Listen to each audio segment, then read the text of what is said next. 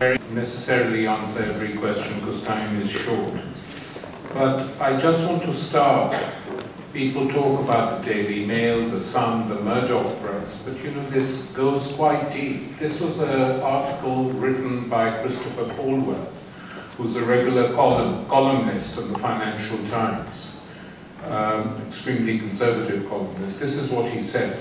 A youthful Muslim society to the south and the east of the Mediterranean is poised to colonize. The term is not too strong. A senescent Europe can't deal with them. Muslims are already conquering Europe street by street. In this sort of language, which just shows the extent of the problem, but as one of the questioners said, it is linked, and what he can't understand, this idiot, is that this propaganda which they're encouraged to push through and which is published in the media is linked to the West's wars in the Muslim world. You can't totally cut one off from the other. And someone who spoke here was quite right when he pointed out that a CIA document has been leaked on WikiLeaks and other places, which is a very interesting document. It says the Europeans are against the Afghanistan war. We've got to constantly put the pressure up on them and say how the Muslims treat women. The feminist issue will play very well in Europe, writes the CIA. And it does among certain layers, but it still hasn't managed to win support for the United States in Europe on this war, because the bulk of Europeans remain opposed to the war in most countries. Even in Italy, I haven't seen the figures lately, but last year people weren't keen on the war in Afghanistan. So they haven't succeeded, but they tried to do it. Germany, as the friend said here, is an interesting question, because this is a country which feels it can say anything about Islam as long as it backs Israel to the hilt. Think about that. That it makes up for its past, and the past you can't blame on the present generations anyway. It's just ludicrous. So for the German elite to be permanently blackmailed by the Israelis makes them, encourages them even to speak in this language, because some of it is not completely cut off from defending Israel against the Muslims supposedly attacking it. There's a lot of that, and this goes quite deep in German culture today. And whenever I go to Germany, I say to German comrades, you mustn't accept any responsibility for the Third Reich. That is not your responsibility.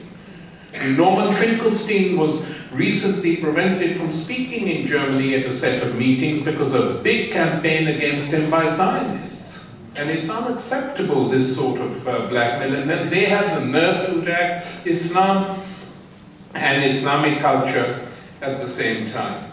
The Switzerland situation is equally ridiculous. The minaret is not the only problem. The problem is that in this tiny country, racism goes quite deep. I remember after 9/11, I was asked to give a talk there, and sitting in the front row was actually the Minister of Interior, some other members of the government, and the big section of the Swiss elite. And I said, could you explain one thing to me? I said, you people have made most of your money either through producing watches, which I won't talk about today, or through producing chocolate. And I said, given you have made so much money from making chocolate, at least you should like the color of chocolate.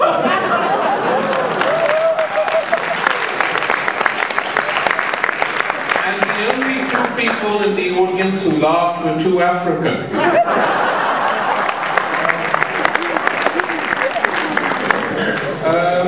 Okay.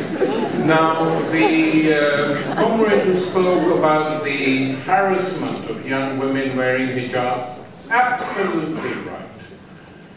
Have to be defended. And if you see it happening even as individuals, attack, sort of tell the people off who are doing it. My position on that is very simple, actually. I am not in favor of any state anywhere in the world legislating what women should wear or what they shouldn't wear.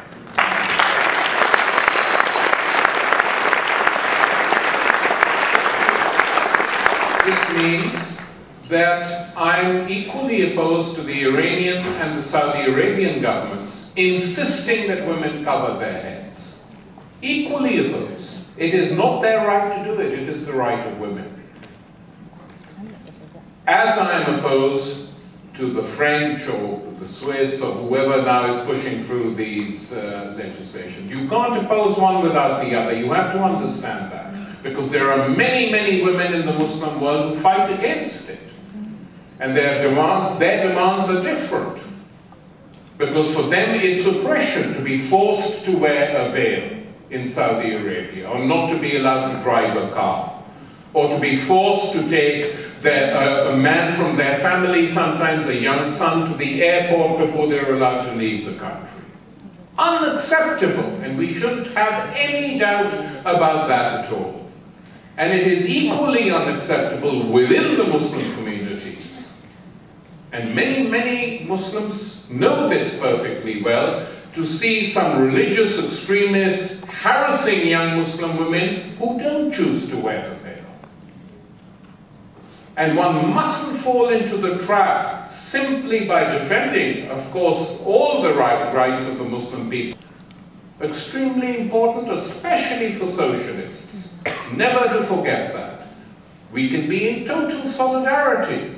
We can't defend every single thing because we don't agree with it. This is the same as the case in Ireland. Many, many things we agreed with, many things we didn't agree with. And by the way, to the Irish comrade who spoke, let me remind him that the first appellation used against the Irish, the first generation of Irish migrants who came to settle in Liverpool, was what? They were called green niggers. Think about that.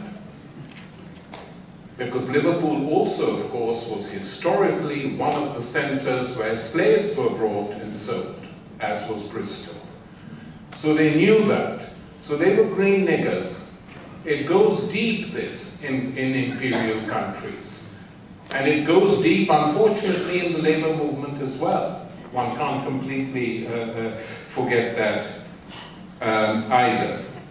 Now the question, to what extent should the left use religious symbols or language to win mass support? It's a non-starter for me, really, because, you know, it depends where you are. I mean, I'm not in favor of doing it, by the way. I think the left has to create its own alternative. Whatever type of left it is, socialist, anarchist, whatever.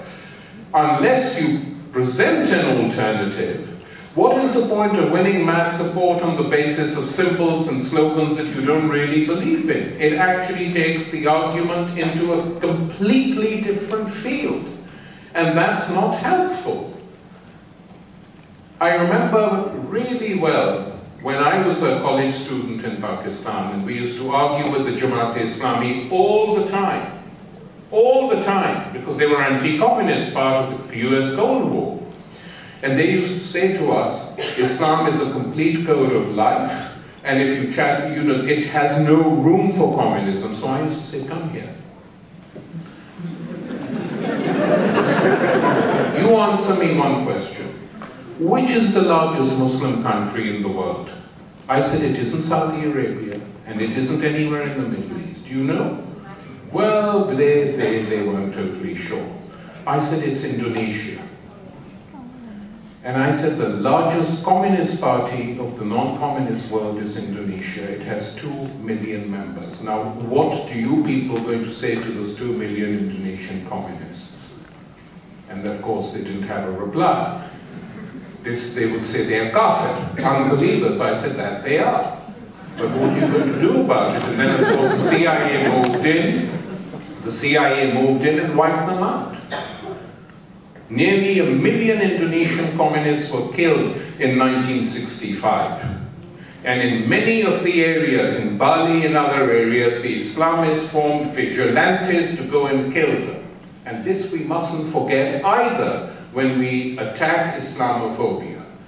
It's very dangerous when defending an isolated community to think one has to defend every single aspect of it. That's not necessary. And it never should be necessary. That's why when I ended my talk initially, I said we must remember who we are.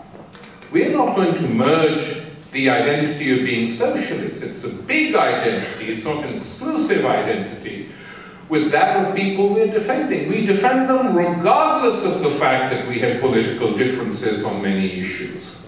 But when you start slipping and thinking that you have to defend many things we don't agree with, that is not good, neither for the people you're defending and nor for yourselves. And as long as one can understand that, then one can build a huge solidarity movement. And Kevin was absolutely right.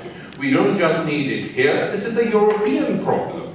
The party, the Flemish part of Belgium that has now won a huge vote is totally hostile, complete Islamophobic party. As the Dutch comrade said, Holland is absolutely reeking of Islamophobia. The only, and Western culture panders to this, totally panders to this. The only good woman from the Muslim world is Ayaan Hirsi Ali, a total ignorant fool. Lifted because she attacks Islam on the basis of something totally spurious. Clitorectomies. Islam is not in favor of that. It's a tribal custom in parts of Africa which has nothing to do with Islam and applies to Christians or Muslims or whoever. Anyone can tell her that.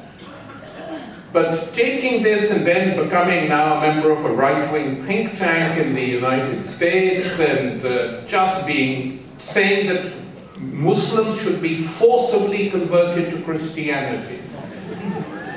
An idiot French intellectual says she is the Voltaire of our time. I don't remember that gent ever commenting on circumcisions. So we have a lot to do, but it's extremely important to understand who we are. That is my message to you today. Thanks.